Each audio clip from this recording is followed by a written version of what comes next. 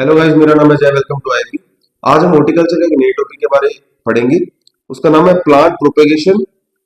उसके मेथड्स के बारे में पढ़ेंगे और प्रोपेगेटिंग स्ट्रक्चर्स के बारे में पढ़ेंगे। ठीक है, तो चलिए स्टार्ट करते हैं। Plant propagation is the art and science of multiplying plants by sexual और एसेक्सुअल मेथड्स। मतलब ऐसे समझो कि पादप प्रवर्धन के या प्लांट प्रोपेगेशन के दो मेथड होते हैं। एक होता है लैंगिक, जिसे हम बोलते हैं सेक्सुअल, और एक होता है अलैंगिक, जिसे हम बोलते हैं एसेक्सुअल। एसेक्सुअल को हम कायिक प्रवर्धन या वेजिटेटिव वानस्पतिक प्रवर्धन, वेजिटेटिव क्या बोलते हैं, वेजिटेटिव प्रोपेगेशन, ठीक है, इस नाम से भी जानते हैं हम। और चलिए पढ़ते हैं क्या करें। पौधों की संख्या बढ़ाने की कला एवं विज्ञान को पौध प्रवर्धन कहते हैं। मतलब इन दो मेथड से, सेक्सुअली और एसेक्सुअली मेथड से, इन दो टाइप के प्रोपेगेशन से हम क्या करते हैं, प्लांट्स को मल्टीप्लाई करते हैं। मल्टीप्लाई मतलब एक प्लांट से बहुत सारे प्लांट्स बनाते हैं। सेक्सुअली मेथड है, उसके अंदर हम सीड्स का यूज करते हैं। ठीक है, क्योंकि वो क्या हुआ, दो प्लांट्स जब आपस में मिलते हैं, क्रॉस करते हैं, तो वो एक फ्रूट बनाते हैं। एक फ्रूट के अंदर आपको काफी सारे सीड्स देखने को मिलते हैं। वो सीड फिर हम वापस सोइल में डाल के ग्रो करते हैं। ठीक है, फिर उससे एक सीड से प्लांट बन जाता है। ठीक है, जैसे आप देखोगे कि एक प्लांट से कितने सारे फ्रूट निकलते हैं, और एक फ्रूट के अंदर जब कितने सारे सीड होते हैं, तो उतने सारे, जितने सारे फ्रूट्स निकलेंगे एक प्लांट से, तो कितने सीड्स बनेंगे, और उन सीड से कितने ज्यादा प्लांट्स बनेंगे। तो एक प्लांट ने कितने ज्यादा प्लांट बना दिए, तो उसे बोलते हैं प्लांट मल्टीप्लिकेशन। ठीक है, ये हम दो तरीके से करते हैं, एक सेक्सुअली मेथड से और एसेक्सुअल मेथड से। ये प्लांट प्रोपेगेशन एक कला भी है, विज्ञान भी है। क्योंकि विज्ञान इसलिए है क्योंकि आपने आज विदाउट सीड आपने कैसे करना स्टार्ट कर दिया, वेजिटेटिव मतलब कायिक भाग से आपने नए प्लांट्स का मल्टीप्लिकेशन या नए प्लांट बनाना स्टार्ट कर दिया। ठीक है, तो ये एक तरह से कला भी हुई और विज्ञान भी हुई। ठीक है, इसके बारे में बात करते हैं।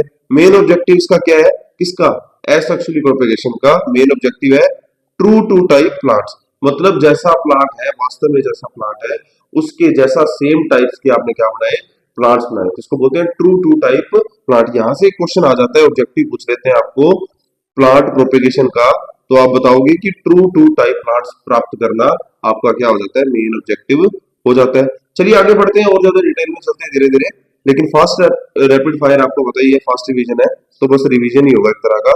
इंपॉर्टेंस ऑफ प्लांट प्रोपेगेशन महत्व क्या है, मल्टीप्लीकेशन ऑफ सुपीरियर वेराइटीज, मतलब बहुत ही अच्छी अच्छी वेराइटीज जैसे आपने सेलेक्ट की, चूज की, ठीक है, चयन किया उनका, उनका क्या करना, अच्छी अच्छी वेराइटीज का मल्टीप्लीकेशन करना, उनके पौधों को और ज्यादा बढ़ाना। ठीक है, नंबर से उनको और ज्यादा बढ़ाना।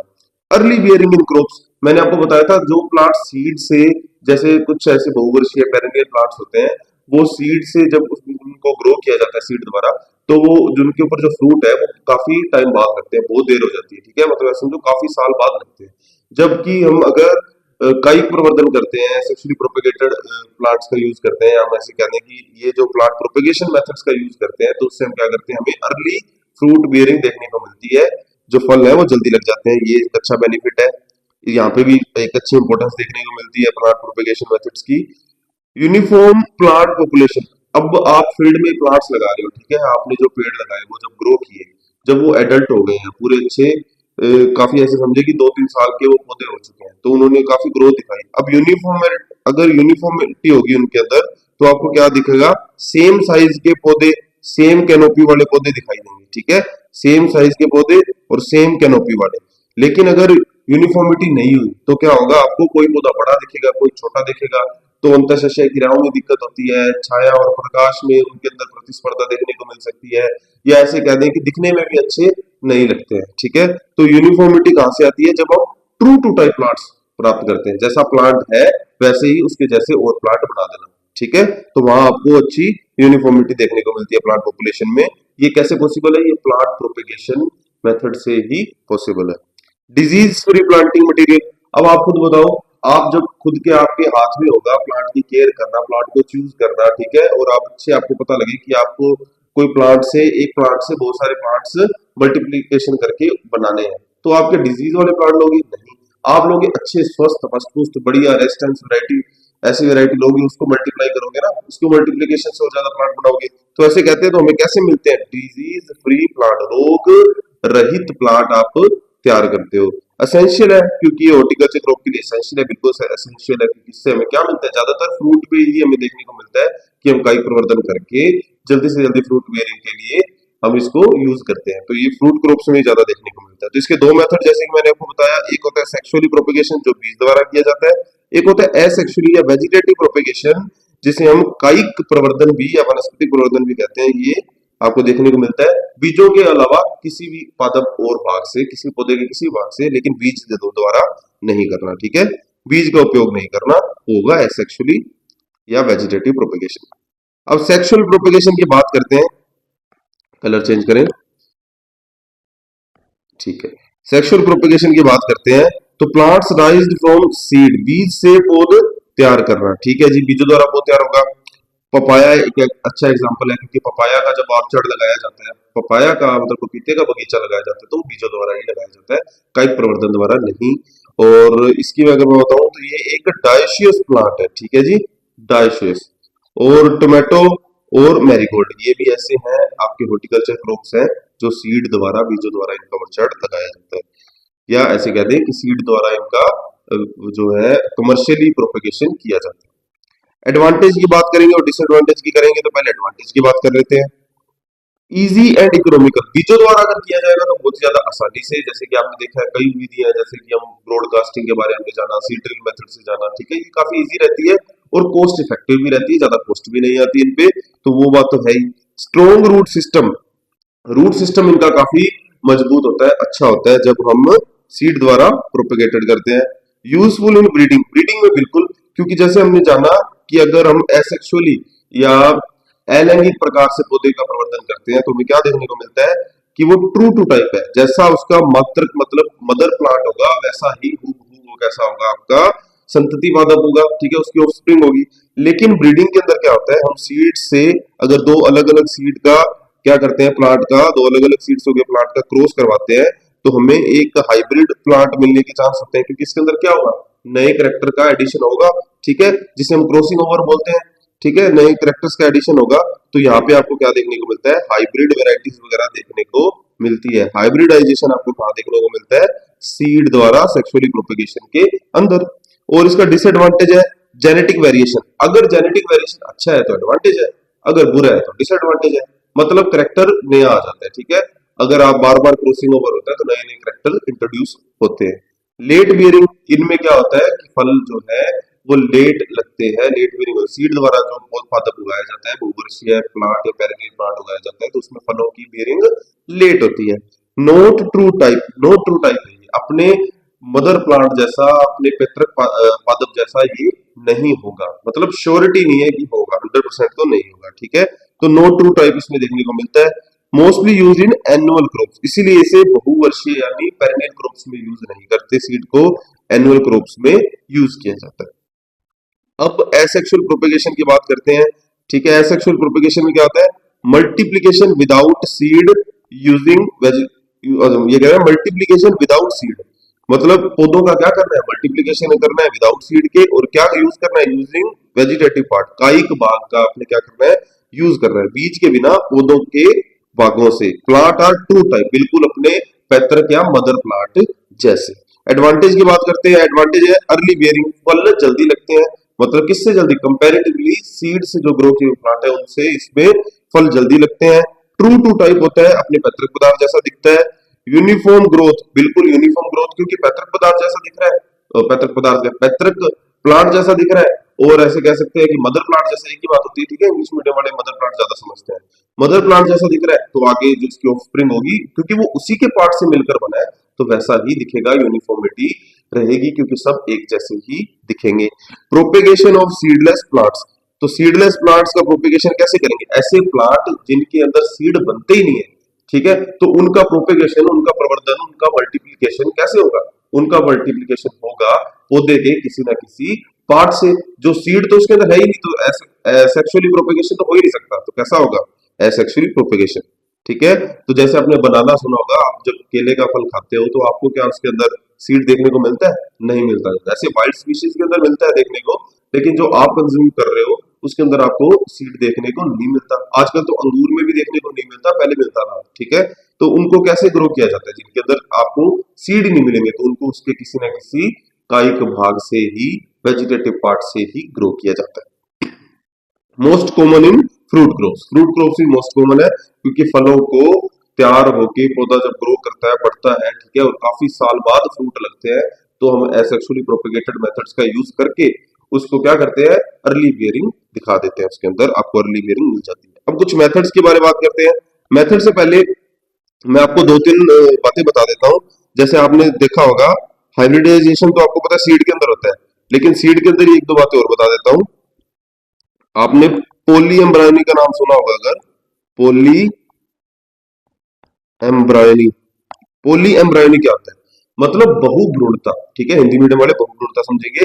एक सीड है, जैसे जैसे आपने सिट्रस का सीड ले लिया, सिट्रस का बीज है, इसके अंदर एक भ्रूण ना होकर कितने भ्रूण होंगे, एक से ज्यादा भ्रूण होंगे, ठीक है। तो ये सिट्रस का सीड लेते हैं हम, ये एक भ्रूण नहीं है इसके अंदर, सिट्रस के सीड में कितने भ्रूण है, बहुत ज्यादा भ्रूण है, जैसे तीन चार भ्रूण है, ठीक है। अब इस सिट्रस के सीड को मैं क्या करूंगा, दो तीन टुकड़ों में काट लूंगा, ठीक है। तो जैसे इसके दो तीन टुकड़ों में काट लूंगा, फिर इसको अगर मैं इन टुकड़ों को मैं जब सोइल में ग्रो करूंगा अलग अलग, तो हर टुकड़े से क्या निकल जाएगा, एक प्लांट निकल जाएगा। मतलब एक सीड के मैंने काफी टुकड़े कर दिए और उसमें से मुझे अलग अलग प्लांट प्लांट देखने को मिल रहा है। बस कंडीशन यही होनी चाहिए कि उस हर के अंदर भ्रूण डैमेज नहीं होना चाहिए, उसके अंदर जो एम्ब्रायो है वो डैमेज नहीं होना चाहिए, हर टुकड़े में एक एम्ब्रायो होना चाहिए। एम्ब्रायो फिर क्या करता है, वो सीड जर्मिनेट कर जाता है, सीड के टुकड़े भी जर्मिनेट कर जाते हैं। इस स्टेज को क्या बोलते हैं हम, पोली एम्ब्रायनी, मतलब बहुभ्रूणता, एक सीड के अंदर दो या दो से ज्यादा एम्ब्रायोज भ्रूण पाए जाते हो, ठीक है, इस स्टेज को बोलते हैं पोली एम्ब्रायनी। इसके एग्जांपल्स हैं, आपको अगर ऑब्जेक्टिव टाइम में पूछा जाए, एक तो मैंने आपको बताया सिट्रस, दूसरा इसका एग्जांपल है मैंगो, और तीसरा इसका एग्जांपल है जामुन, ठीक है। ये इसके एग्जांपल्स है, ये आप याद रखोगे, ठीक है। चलिए अब आगे चलते हैं, आगे बात करते हैं कटिंग वगैरह की। तो मेथड ऑफ एसेक्सुअल प्रोपेगेशन, हमने एसेक्सुअल प्रोपेगेशन के बारे में पढ़ा, तो इसके कुछ मेथड्स हैं। मेथड्स कौन कौन से हैं, एक है कटिंग, लेयरिंग, ग्राफ्टिंग, बडिंग और डिवीजन, और टिश्यू कल्चर भी एक अच्छा खास एक अच्छा मेथड है, ठीक है जी। तो अब बात करते हैं कटिंग की। सबसे पहले स्टार्ट करते हैं कटिंग से, इसको पूरा बड़ा कर लेते हैं पेज को, कटिंग्स की बात करते हैं। कटिंग्स क्या होता है, कटिंग्स के भी कई टाइप है। जैसे आप देखो, एक होता है लीफ कटिंग, लीफ कटिंग, एक होता है रूट कटिंग, एक होता है स्टेम कटिंग, ठीक है, leaf cutting, root cutting, stem cutting. अब डिपेंड करता है कि आप कटिंग कहां से ले रहे हो, ओके। अब स्टेम कटिंग की बात करते हैं। स्टेम कटिंग के वैसे तो लीफ कटिंग, रूट कटिंग, ठीक है, इनके अंदर आप फिल्टर डाल दो, इतना टाइम नहीं है, तो मैं आपको स्टेम कटिंग के भी कुछ पार्ट्स हैं उसके बारे में लिख देता हूँ, थोड़ा बहुत समझा देता हूँ। स्टेम कटिंग के जो फर्दर जो पार्ट निकल के आते हैं, वो निकल के आते हैं हार्ड वुड कटिंग, ठीक है, एक पार्ट। दूसरा है इसका सेमी हार्डवुड कटिंग, तीसरा है इसका सॉफ्ट हार्डवुड कटिंग, और फोर्थ है इसका हर्बेशियस,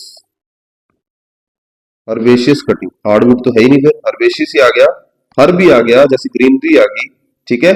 ग्रीन पतला प्लांट है उसे कह दे, कि जिसका स्टेम काफी ज्यादा पतला होता है और अभी नया नया निकल लगा, उसमें ग्रीनरी आपको देखने को मिल रही है। किसी पेड़ का कोई ऐसी स्टेज है जब वो सीड से बस निकला ही है, अभी ज्यादा पुराना नहीं है, 15 से 20 दिन पुराना होगा मैक्सिमम, ठीक है। तो उसके अंदर आपको क्या देखने को मिलेगा, जो उसका स्टेम होगा वो काफी ग्रीन होगा, तो उसको बोलते हैं हर्बेशियस, ठीक है। तो हर्बेशियस कटिंग।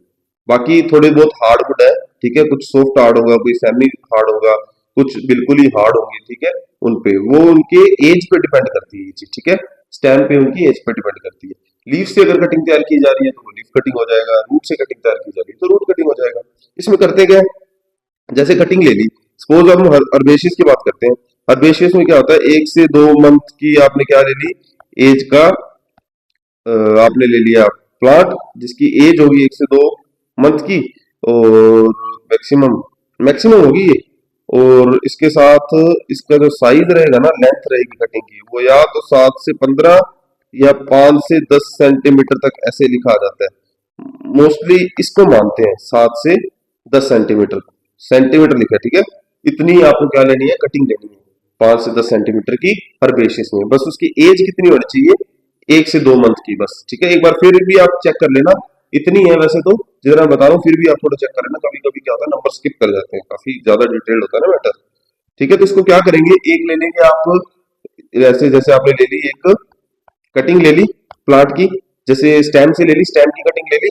अब उस कटिंग को क्या करेंगे हम, उससे रूट निकालने, हमें रूट की ग्रोथ करानी है, तो क्या करेंगे, जनरली इसकी ले लेते हैं, जनरली अगर कटिंग की पूछा जाए तो एज लेते हैं वैसे तो नॉर्मली 1 to 1.5 ईयर ओल्ड, मतलब 1 से 1.5 साल की कटिंग लेते हैं।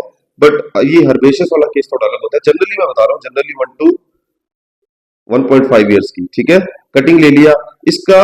अब देखो ये होता है, इसको ऐसे समझो कि ये 100% है, तो इसका 66% जो पार्ट होता है ना, 66% पार्ट है, जैसे 2/3 भाग कहते हैं हम, 66% जो पार्ट है, इसको हम क्या करेंगे, डिप रखेंगे एक सॉल्यूशन के अंदर, एक सॉल्यूशन के अंदर डुबो के रखेंगे 66% भाग को। और वो कैसे होगा, वो किसके अंदर डिप रखना है, सॉल्यूशन किस चीज का होगा, ये सॉल्यूशन होगा आपका IBA का, जिसे हम बोलते हैं indole butyric acid, indole butyric acid, जिसे हम कई कुछ और नाम से भी जानते हैं, रूटेक्स के नाम से जानते हैं, या सेरोडेक्स के नाम से भी जानते हैं, क्विक रूट के नाम से भी जानते हैं, रैपिड रूट के नाम से भी जानते हैं। ये सारे के सारे किसके नाम है, IBA के। ठीक है, इंडोल ब्यूटेरिक एसिड की, ये ग्रोथ हार्मोन है, ये इसका काम क्या है इस सॉल्यूशन का, ये रूट की ग्रोथ करता है। ठीक है, इसलिए इस सॉल्यूशन में जो रूट उसका जो कटिंग का 66% भाग डुबो के रखते हैं। और ये कितने का घोल होना चाहिए, ये घोल होना चाहिए लगभग 2000 ppm का, पार्ट्स पर मिलियन 2000 ppm का घोल होना चाहिए। अगर 2000 ppm का घोल ले रहे हो तो 15 मिनट तक इसके अंदर डुबो के रखोगे, और अगर आप 50 से 100 ppm का घोल ले रहे हो तो आप इसको 24 घंटे तक क्या करोगे, डुबो के रखोगे, ट्रीट करोगे, इसका उपचार करोगे, तो आपकी जो कलिका है, जो आपने वो कटिंग ली है, उसके अंदर से रूट निकलने लग जाएगी। जैसे ही रूट निकल जाए आप उसको सोइल में गाड़ देना, दबा देना, आई मीन गाड़ क्या देना, उसको लगा देना। ठीक है, इस तरीके से ये कटिंग की प्रोसीजर होती है। इसमें कटिंग का अगर कमर्शियली बोला जाए कि इससे क्या कौन से पौधे हैं जिसका प्रोपेगेशन या प्रवर्धन किया जाता है, तो उसका एग्जाम्पल है आपके लिए अनार का किया जाता है एक तो, और एक हर्बेशियस में किया जाता है क्राइसैंथेमम का, क्राइसैंथेमम हर्बेशियस में गुलदाउदी बोलते हैं। ठीक है, अब बात करते हैं आगे लेयरिंग की, लेयरिंग की बात कर लेते हैं। लेयरिंग के भी आपको पता है पार्ट होते हैं कई सारे, जैसे उसमें आता है एक सिंपल लेयरिंग आता है, SIMPL, सिंपल लेयरिंग, एक आता है सिंपल लेयरिंग, एक आता है कंपाउंड लेयरिंग, कंपाउंड लेयरिंग जिसे हम सरपेंटाइन भी बोलते हैं, सांप जैसी सरपेंटाइन। ठीक है, और एक होता है टिप लेयरिंग, और एक होता है ट्रेंच लेयरिंग। ठीक है, मेरा वैसे मन नहीं था, मतलब मन तो क्या, मतलब मैं रैपिड फायर में इतना बताना नहीं चाहता था, पर फिर भी अब रहा नहीं जा रहा। सिंपल लेयरिंग में समझो कि जैसे कोई प्लांट है, ठीक है, इसमें ये इसकी शाखाएं हैं, इसकी शाखा को पकड़ के हमने क्या कर दिया, सोइल में दबा दिया, और यहां से जैसी रूट निकलने लगेंगी तो हम इसको काट देंगे और ये पौधा ग्रो कर जाएगा। ये होता है सिंपल लेयरिंग।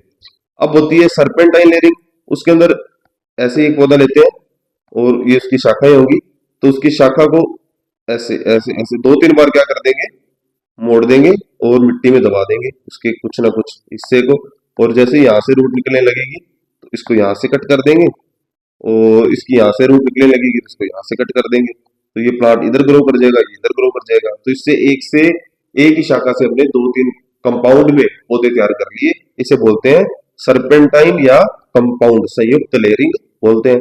टिप में क्या होता है, प्लांट है कोई, ठीक है, ये इसकी शाखाएं हैं। अब ये प्लांट का ऊपर का भाग होता है शीर्ष, शीर्ष भाग, इसे हम टिप बोलते हैं।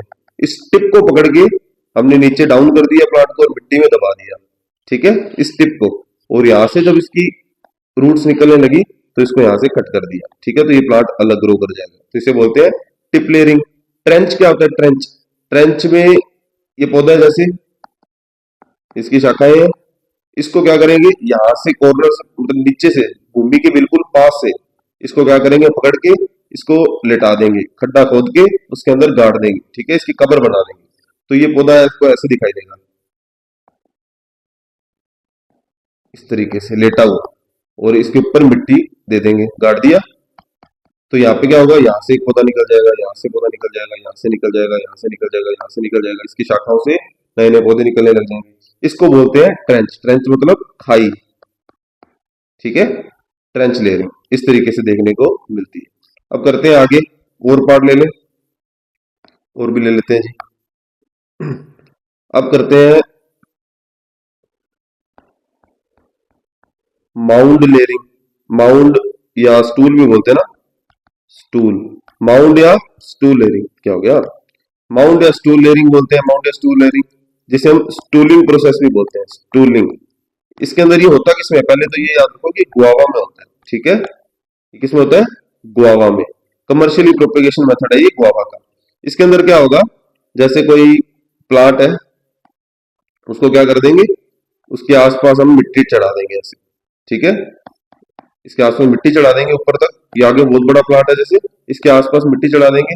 जब मिट्टी चढ़ा देंगे तो यहाँ से क्या होगा, रूट्स निकलने लग जाएंगी, शाखाएं निकलने लग जाएंगी जहां से मिट्टी चढ़ाएंगे। फिर इसको क्या करेंगे, एक एक कलिका को उठा के अलग ग्रो कर देंगे, ठीक है। तो ये जो हम ऊपर बना रहे हैं, स्टूल जैसा बना रहे हैं, इसलिए इसे स्टूल लेयरिंग कहा जाता है, स्टूलिंग कहा जाता है, ठीक है जी।